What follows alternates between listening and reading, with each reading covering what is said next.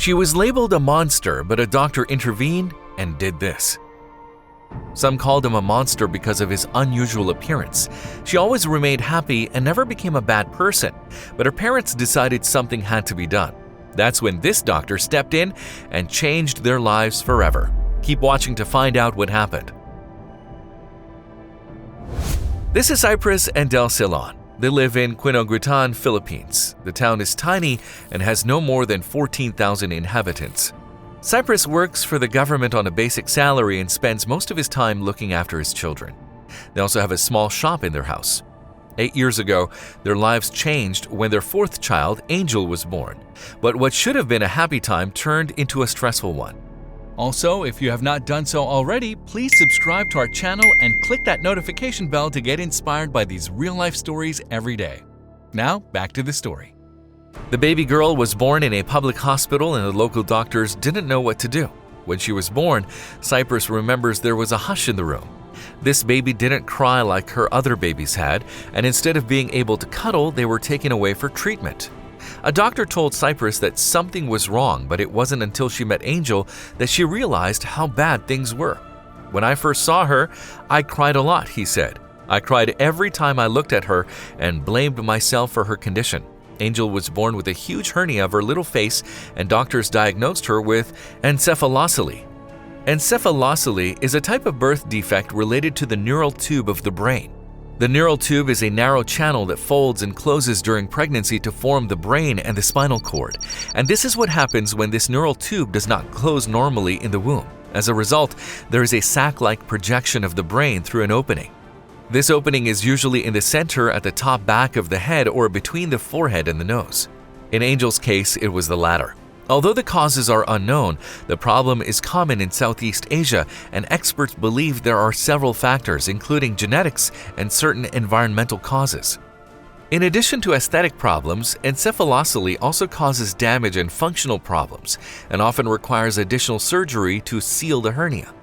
This was also necessary for little Angel, but as Cypress and Enyo did not have much money to pay for the surgery, it was impossible. So, they decided to take matters into their own hands. When Angel was 4 months old, they managed to raise about $5,500. The operation took place in the Philippines and was a success. Angel was now developing without damage, but his hernia was still covering most of his left eye and squashing his nose. This made it difficult for him to run and sleep.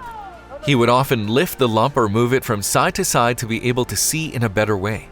She was also unable to sleep on her back because the hernia prevented her from breathing. In spite of these discomforts, Angel turned out to be the most extroverted and cheerful girl of all.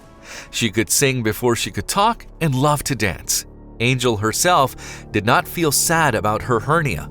There were many people who couldn't help but stare at her every time she walked past. Cypress knew that there were children who were afraid of her. She had already heard the comments people made. To protect her, she would leave Angel at home to play with her siblings. But one day, the inevitable happened. While the family was out, a 4-year-old boy came up to her, looked at her, and shouted, "Monster!" To Cypress's surprise, Angel didn't even flinch. She just patted the boy on the shoulder and said hello. "I was very surprised by her response," Cypress said. "I was very proud of her." While Angel managed to remain friendly, it pained Cypress to see people's reactions. She wanted to remove the hernia completely but didn't have enough money. She soon began searching the internet for information to see what else could be done. One day, she came across a story about a 12-year-old Filipino boy who had received a charity operation in the US. Cypress looked up the hospital and emailed them to see if they could help. That hospital referred her to Interplast. Interplast is a group of Australian and New Zealand surgeons, nurses, and therapists who provide free surgical treatment and medical training to people in developing countries in the Asia-Pacific region. Interplast told him to take Angels to one of their doctors who was 2 hours away from where they live. This doctor put them in touch with the Children First Foundation to see if they could take Angel to Australia.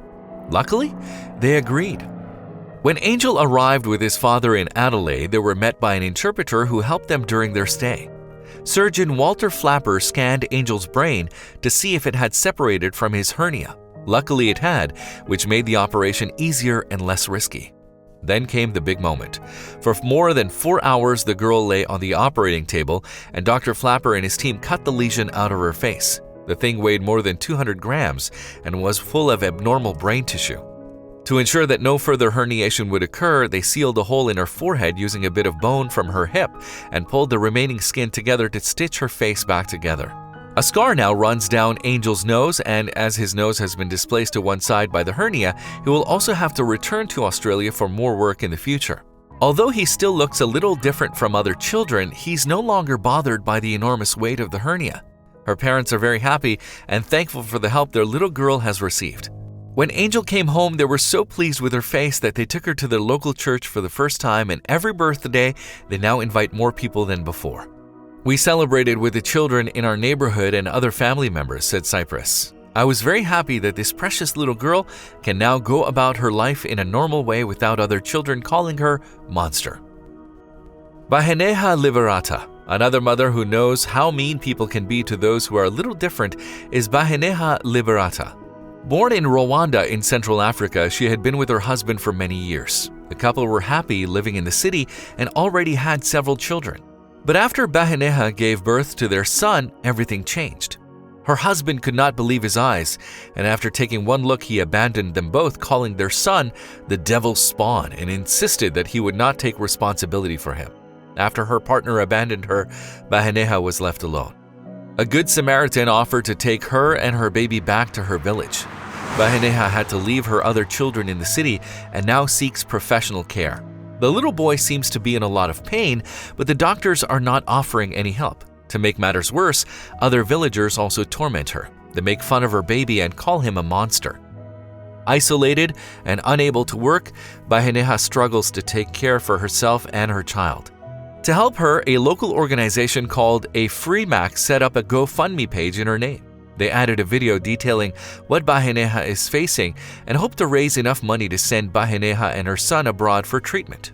The video has been viewed almost 3 million times. At the time of making this video, more than 2,000 people have donated, and they have almost reached their goal of raising $100,000.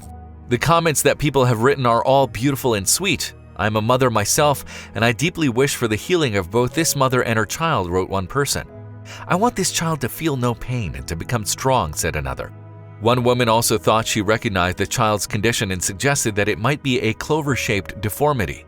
This rare condition is also known as Pfeiffer syndrome and occurs when the joints between the bones in a baby's skull fuse together too early. There are 3 types of deformity. The first causes mild effects such as broad thumbs and big toes, but types 2 and 3 are much more severe. In these cases, many joints are affected, and the result is an extreme bulging in the front of the side of the skull, resembling a clover leaf. Depending on the severity of the condition, reshaping surgery is necessary, and many children are left with long-term learning, feeding, and airway problems. Let's hope this child gets the help he needs, and let's remember to treat everyone equally, even if they look strange to us. Have you helped someone who looks strange? Share your stories in the comments, and I'd love to hear more about them. Remember to visit our channel for more videos, and we'll see you tomorrow for the next one.